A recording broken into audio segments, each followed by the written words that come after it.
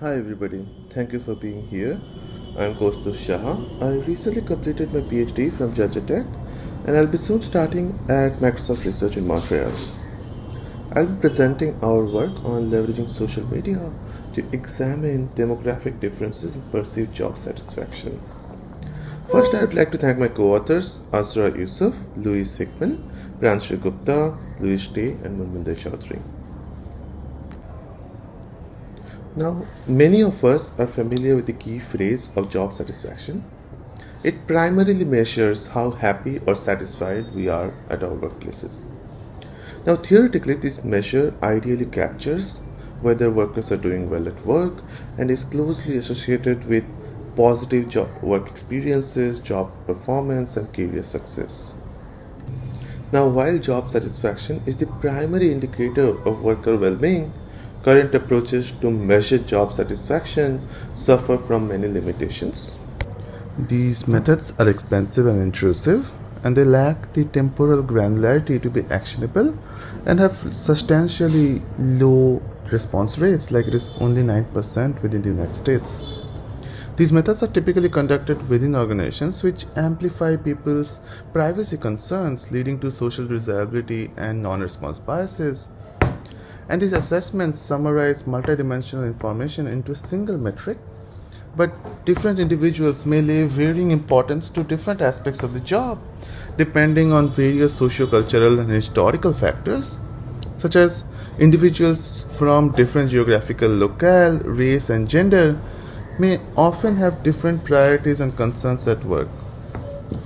And these summative approaches may oversimplify the social reality and may suppress the voices of the underrepresented groups in the workforce. Now, aiming to overcome these challenges, in this work we use social media data to measure job satisfaction and to study the demographic differences in perceived job satisfaction by geography, sex, and race. Here, social media serves as an unobtrusive source of large-scale, naturalistic, and self-expressed linguistic data.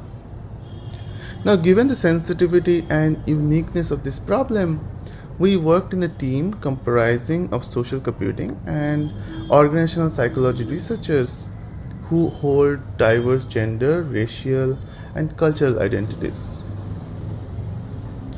Now, starting with an initial sample of 1.5 Twitter posts, we measured job satisfaction by two facets: pay satisfaction and supervision satisfaction. We conduct annotations by collaborating with IO psychologists using existing instruments such as Job Development Index, and we build machine learning models on theory-driven annotations. Without going into detail of all our analysis, which is detailed in our paper, let us look at some of the key findings. First, it was important to measure the construct validity of our assessment of job satisfaction, where we compare our assessments through existing large-scale macroeconomic data. Our assessment positively correlates with job satisfaction data collected on a nationally representative survey of 500,000 workers by Gallup.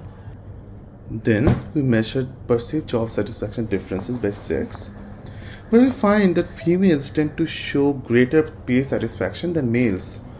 And this counters a lot of anecdotal, theoretical, and empirical evidences about gender discrimination at pay and at work. But literature also suggests how satisfaction is a function of expectation, and women tend to expect lower compared to men for the same job and skills. And this is a job satisfaction paradox, that women might have higher job satisfaction despite being more disadvantaged at the workforce. And this kind of paradox can lead to inconclusive and misleading insights about workplace satisfaction.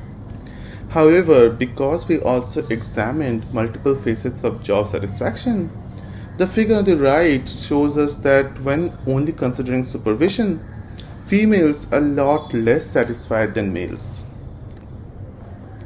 And we observed similar findings with respect to race, that historically disadvantaged groups in the US workforce, including Hispanics and Asians and Pacific Islanders, show greater job satisfaction than the historical majorities or the whites. Here, the frame of reference may be playing a role where individuals tend to compare their income in the US compared to what they could have earned in another country for the same job. Now, studying linguistic differences, we found how social media language reflects that the majority groups express mostly about career growth, salary, and intrinsic job aspects, whereas the minority groups express about basic needs, flexibility, and minimum wage. Now, reflecting back on the previous two slides, we see how females saliently expressed about toxic workplace and harassment, whereas the males' concerns were mostly around wealth and tax.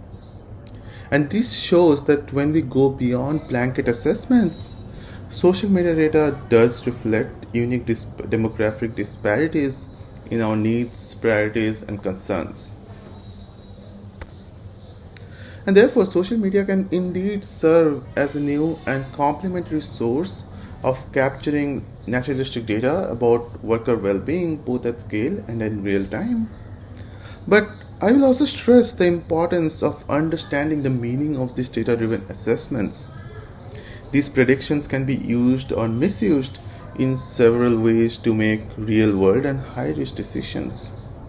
So we need to critically reflect on these data driven insights. So, therefore, this study is an example of how social media data based assessments can be misleading when only looked at superficially. For example, women tend to show greater pay satisfaction. However, deeper investigation revealed the unique demographic disparities in our needs, concerns, and priorities of different individuals at workplaces.